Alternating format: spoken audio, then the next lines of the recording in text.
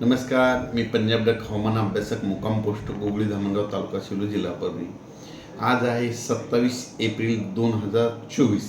आजपासून परत एक शेतकऱ्यासाठी खास करून अंदाज देत आहे, कारण की राज्यामध्ये आता जवळपास 10-12 दिवस झाले अवकाळी पावसानं धुमाकूळ घातला आहे। सगळीकडे वाऱ्या विजासहित पाऊस यायला, मग आता इथून पुढं काय घडणार आहे म्हणून हा अंदाज लक्षात यायचा।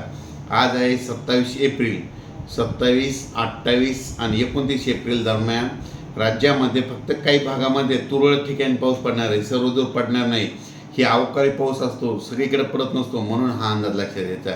मग 27, 28, 29 दरम्यान सांगायचं झालं तर उत्तर महाराष्ट्राकडे तुरळक भागामध्ये, त्याच्यानंतर मराठवाड्याच्या तुरळक भागामध्ये आणि त्याच्यानंतर पश्चिम विदर्भाच्या तुरळक भागामध्ये पाऊस पडणार आहे, म्हणून हा अंदाज लक्षात यायचा।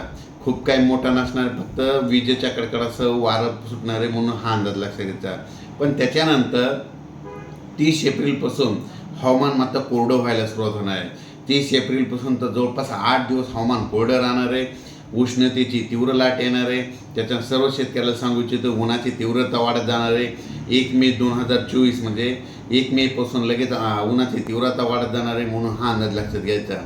सांगायचं झालं तर ऊन वाढल्यामुळं त्याच्यामुळं वृद्धांची काळजी घ्या, मुलांची देखील काळजी घ्या, कारण की उन्हाचा पारा वाढत जाणार आहे आणि हे 6 तारखेच्या जवळपास आसपास असणार आहे, म्हणून हा अंदाज लक्षात येतो। पण सांगायचं झालं तर राज्यामध्ये फक्त आता खूप ठिकाणी काही पाऊस पडणार नाही, जास्त ठिकाणी पडणार नाही। फक्त उत्तर महाराष्ट्र, मराठवाडा आणि पश्चिम विदर्भातच तुरळक ठिकाणी 10-12 ठिकाणी समजा जिल्ह्याच्या वगैरे पडेल, म्हणून हा अंदाज लक्षात घ्यायचा। पण अचानक वातावरणात बदल झाला तर परत एक मे शेतीला जाईल। धन्यवाद।